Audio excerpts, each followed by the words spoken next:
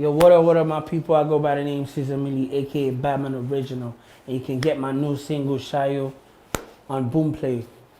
Don't even go nowhere else, trust me. Survive. Ceeza Milli, what was your childhood like? It's crazy, man. When we were younger, it was a lot of moving around, you know, like a lot of migration. So it was really, really tough for me as a kid, you know. Moving from one place to another every now and then. So yeah, it was a big.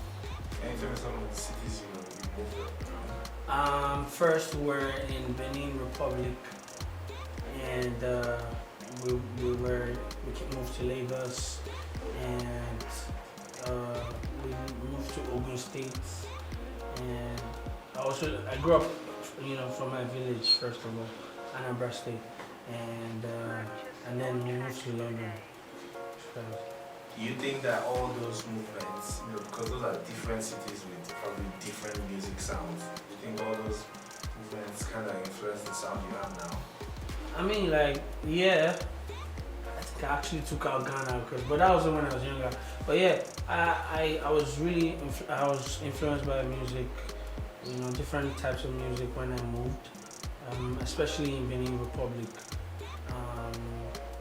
But yeah, you know, usually because I would meet different members of my family, like different uncles and stuff. So whenever you go to their households, you listen to whatever they listen to. Yeah, that's how it was for me. And I just picked up whatever I wanted to pick up.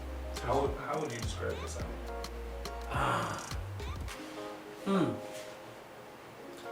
know what the word is, but I know my sound would be universal.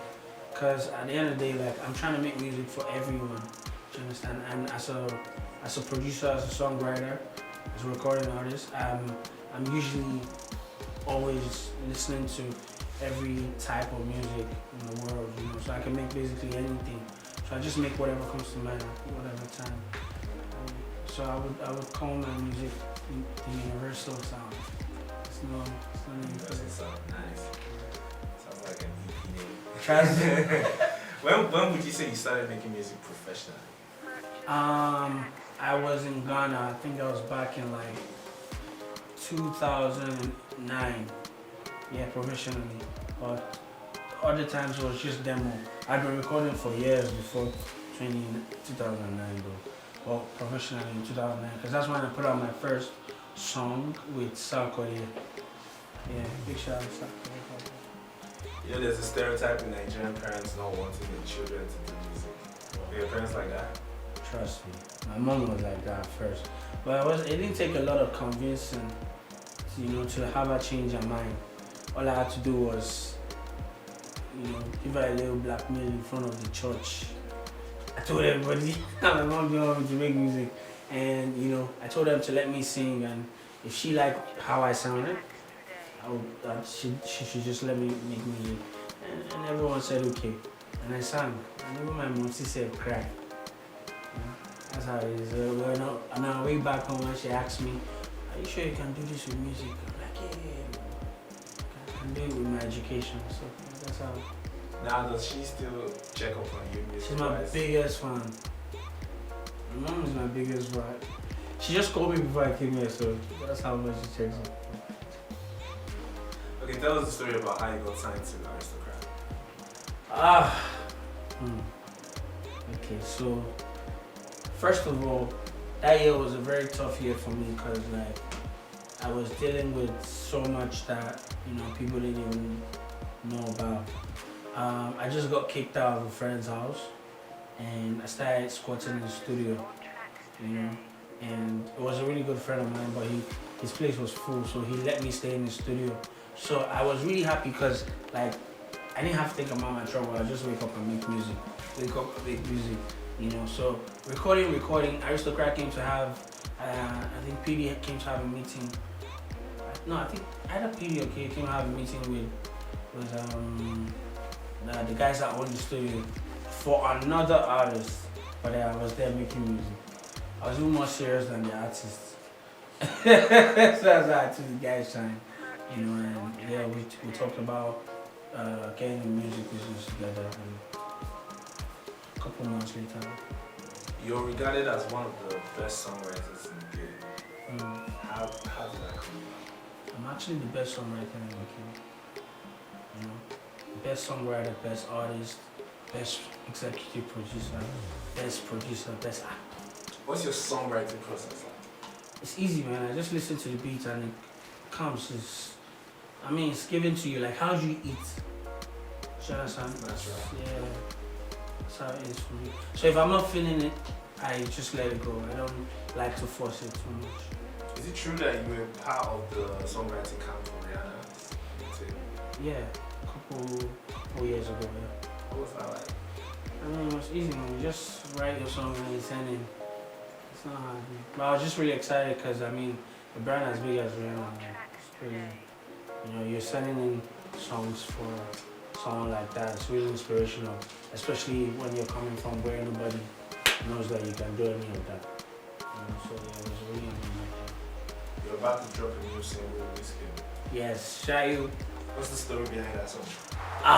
So me and my guy Wiz were just, we just came back from one of our dances. We wanted to make music, and I kept playing the record, the instrumental to him. I kept playing, and I was like, this is a smash, but he wasn't really ready to record. And I think we ran out of trees that day, So I just told him, I'm gonna take care of the trees, and we have to make this happen. I was like, yeah, again, And I went out. Before I came back here, I recorded this verse. And when I came back, everyone, in the house was already telling me, congrats, bro. Congrats. And I'm like, why are you telling me? He's recorded that record, So, yeah, that's how I mean. So this wouldn't be the first time you're working with you on so-called one of the biggest Afrobeat record ever. What was that like? Thank you very much. The biggest Afrobeat record ever. So-called. That was amazing. In 2018, 1st of January 2018, Wiz hit me up. Was like, yo, we need to give them this year. I'm like, yeah, bro, I've been waiting for this message. And I pulled up to the crib, and he said to pull up to the crib, played some instrumentals, and he heard Soccer, and he was like, yo, it's amazing, man. I left him with it. I went, and he called me back in the evening. Yo, you need to come and fix your verse. And I went back, I heard Spotless, I heard Terry. I hadn't met them before, but they were really amazing on it. And I just did a quick freestyle. I wasn't even sure that we were going to use the record. Like, imagine Wizkid featuring 3 people that nobody knows. Do you understand? So at that time I was like, I'm not sure this guy's gonna do it. So I just did a quick freestyle of something that I recorded on the beat before. And lo and behold, when you wake up every morning, you see Soccer this, Soccer that, And I was like, okay, it's like this guy is taking it seriously. And he was always playing the record. And he kept on telling us how big it was going to be. And, I went with the flow. And it happened to be one of the biggest Afrobeat songs ever. How do you, as a songwriter, how do you deal with issues of publishing? Publishing is actually straightforward. If you educate yourself, you wouldn't have the problem of, writers are not getting paid, you are not getting credit, that. Yeah. So, because if you're about the business and you understand the business, you won't worry too much about the credit. Credit is sort of like an advertisement, so that people can come back to you. So if they know you wrote something for Michael Jackson and he gives you credit, right? But publishing is the business aspect of it. That's how you make your bread. That's what I'm more interested in. Do you understand? So when I do my publishing, when I wanted to do my publishing, I went to read about it, a little more about it, and then I started following the process, registering my songs, know what songs to register, remember to get your splits, and yeah, that's how I've been able to make some bread from it. Yeah, alrighty. Is Shayo a single from a body of work? Yeah, Shayo is one of the singles from Body of Work. Body of Work is called Diamond in the Rough, and it's something that I've been working on for a very long time, and I can't wait for you guys to hear it. Can't wait for you guys to hear it. So you tell me if I'm playing, because I'm not playing. When can we expect them to do In a couple weeks, I'm sure. In a couple weeks. I'm really excited about it, you know, especially for Shayo. Because people have been on my Instagram, like, some people said that I will not blow if I don't drop that. So, yeah. Do you ever feel any sort of pressure to really To put music out? yeah? Nah, man. I never feel any pressure to put music out, because it's like, you don't have to feel pressure to eat. You don't have to feel pressure to live your life, you know. So I live my life. Music is my life. So the way music is for me is the right time. If it's the right time, it'll be out. Do you understand? And I take my time to make my music. I don't let what people say outside influence my sound. I just make what I'm happy with. And I believe if I can make just one person happy, I'm good. You know, sometimes we're blessed enough to have 1 million people be happy when they listen to what we make. It's not something that is controlled. So the way you put pressure on me to make music doesn't determine if you're gonna react good about it. If your reaction about it is gonna be good, you understand? So I don't feel pressure to make music. Can you tell us a story about one time when it really dawned on you that your talent was really something else? Yeah. I think I was playing games one time with my boy at 4 Point and Akon. I have a guy I used to work with, Ife. Yeah, shout out to him. So he was working with Akon at the time. He's the one that got me the Rihanna gig too. So he was working at Akon at the time, and he just called me and he's like, yo, someone wants to speak to you. And I'm like, who? He's like, yo, boy, it's Akon. And I dropped the call. I dropped the call. Not that I didn't know that he was capable of doing that, but I felt like when I knew, you understand? So he called back again. It's like, oh, seriously, it's Akon. I'm like, oh, it's like, I like your music. I like your pen game. We should work sometime. You know? And yeah, I already worked with him. So that's how I knew, okay, I think the boy has something. And before I started writing for your favorite artist, you know. When writing for a certain artist, are there certain things you put into consideration? Yeah, most definitely. If I work with an artist, I'd have to be a fan of their music first of all. And if I'm a fan of your music, it means that I already understand your technique, the kind of artist that you are, what type of music you make. So if I'm gonna make music, I'm gonna make music like you, but I wanna make music like a better version of you. Do you understand? So yeah, those are the things I put into consideration. Because I don't want to sound too far from what you're comfortable with, but we still want to be thinking outside the box. Do you understand? So that's how I make music. That's why they love me. What does it feel like when you write a song for someone, the song comes out, it's a hit record? What does that feel like? I'm angry. Yes. Why did I sing it myself? That's the honest truth. But I'm very happy. And sometimes I can't even wait till I call maybe Bay or somebody and say, yo, that record that we put out is actually a hit now, Yeah, it feels really good, especially because some of these artists are already my favorite artists. So when you make another hit record with them, it's really amazing.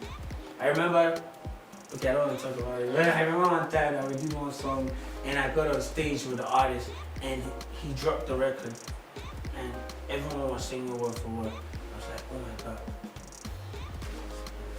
And you wrote that? Yeah. Growing up, who were the artists that you really used to listen to? Fela, Osadebe, what's his name? Oh my God. Forgetting. Yeah, but a bunch of people, man. Richie, a bunch of old guys that I used to listen to back in the days. Because it's whatever my mom and my dad listened to, I'll just go back and pick on and then obviously Michael Jackson. We all wanted to dance on Michael Jackson. And I was a bad guy. I used to do them back in the day. Why did it take this long for us to get Diamond in the Rough? As I said, we put in a lot of work into it. You know, so many times I'll send records to the label and they would approve and I wouldn't be sure about it. For example, like, I remember I wanted to put out 3 different mixtapes and then we called all of them back because I wasn't happy with how they were sounding. And I always like to take my sound engineering process, you know, to the extreme. Like, if I was to mix a record and it's going to take me a year, I'll mix it for a year. So for Diamond in the Rough, you are happy with it? Yeah, I'm very happy. It's safe to say that I'm very, very, very confident about what we did. So we know Wizkid is on the tape. Who are the other artists that featured on the tape? I wish I would want to see that. We want these guys to buy this thing. So don't worry, we'll be dropping the track listing very soon. Got you. This whole Afrobeats to the world movement, I mean, the artists who are involved in it, you're pretty much close to them. Do you feel pressure to get to that level? I mean, like, Afrobeat to the world, Afrobeat to the world. Afrobeat has already been introduced to the world by the great fella, Kuti. So, like, every other movement that anyone is making, I am aware of. I just know that I want to make my music. It's not a competition. I don't feel pressured to make music on anybody's level because I want to be on the Ceeza Milli level when I get there. But they can feel comfortable to be in a competition with me though. Just not competition anymore.